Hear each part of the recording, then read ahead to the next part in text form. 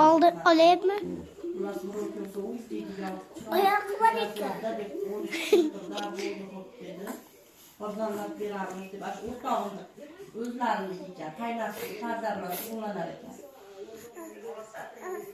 Shu ulug'lardan shunaqa Chinobodga tushgan ekan, gulpadoshi.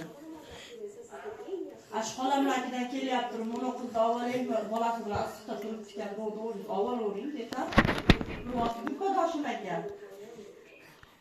Keyin so'rashib, boshqa qilib, shu Gulhayo degan baliqchida, siz baliqchida pardalar deb turibdi-ku. Gulhayo degan gulpadoshimiz shu baliqchida parda do'kon ochgan ekan. Shuni so'rasam, "Voy, baliqchiga borib yurasan, biz o'zimizniki ham bor, arzonlab beramiz." deb boshlab dedim. Rosa ko'p ekan bo'lsa, tanlarimiz bir-biridan chiroyligi. O'zlari sizga yuvib ishlatadigan dedi. Ham yaxshi, ham sifati zo'r, ham arzonroq pardalardan zo'r beramiz dedi-yu. Ashna ko'chgan uyimizga bordim.